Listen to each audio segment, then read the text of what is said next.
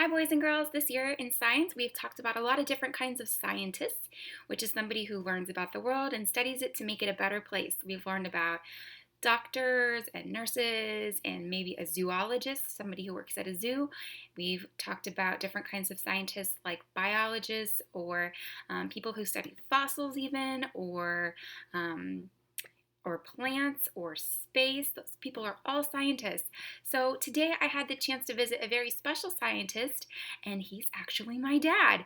So my dad has started a new hobby, which is beekeeping, and he has become an expert on how to safely and carefully take care of bees so that he can have them make honey at his house and how he can keep them happy in their home, and he would like to share a little bit of that information with us.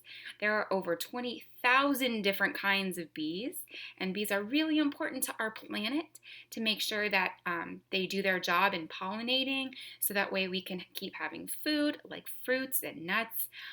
So I'm very excited to share with you all of the fun and cool things that he has for us. All right, I hope you enjoy. Okay, so we're going to talk about beekeeping equipment from clothing standpoint. When you keep bees, you have to wear a veil over your head. And this is one that I use, and the way a lot of them are in white. This one happens to be green.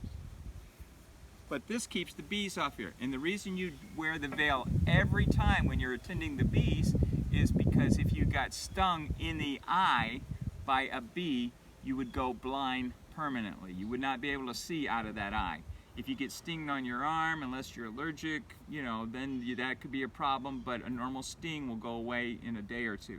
But if they sting you inside your eye, you will go blind, and that will be the end of that. So you always wear a veil and assistant gloves. And there's gloves, these are goat skin, and these go all the way up, and as you notice, they have elastic in the top so that the bees cannot get in there. And then there is a suit. It's a little warm today, so I didn't put one on.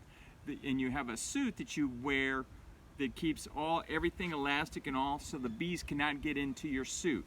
And that's what you wear every time you're working with the bees. Okay, now we're going to talk about colors when you're around bees. As you see, most beekeepers, they wear white or light colored clothing. White gloves. This is a little different, but mostly it's white hats, white suits.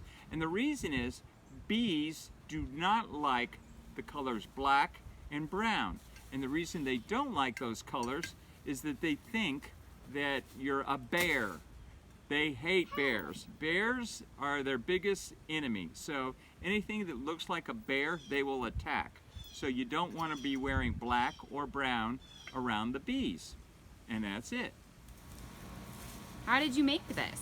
Okay, so there is a certain dimensions when you're doing a beehive that it's called bee space. And bees don't like anything too big or too small.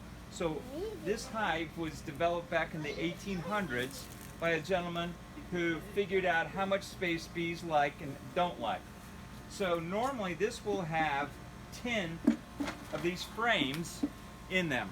And this is where they're going to, on these frames is where they're going to put their beeswax, and then all the babies are going to be born, and from that standpoint.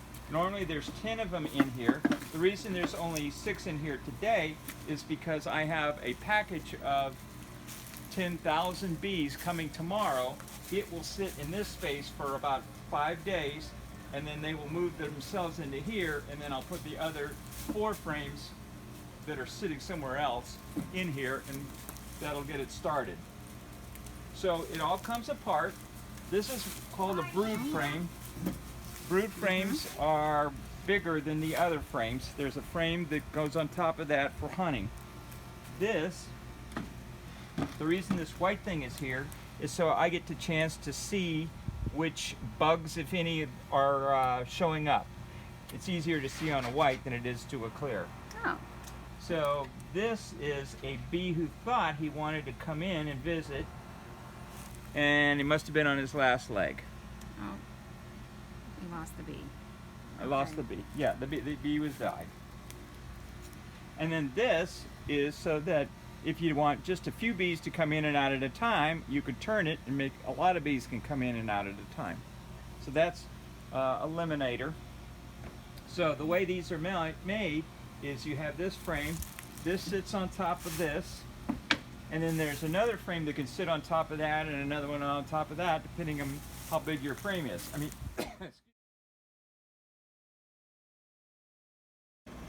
Okay, so here is the watering can that has sugar water on it and all of the bees that are sitting on it drinking up the sugar. All right, wasn't that cool? We got to see what the bees eat, that sugar water. We figured out how to stay safe around bees. Remember that they feel more safe around white colors, so try to avoid black or brown if you're around a lot of bees. That special equipment that you need to wear to be safe around bees, and that they like to have their space, not too much and not too little. Hopefully soon I have some really cool pictures to share with you with the new bees in them, maybe even pictures of their honey or even some little tiny little bee eggs that we might be able to see soon. All right, thanks so much for watching.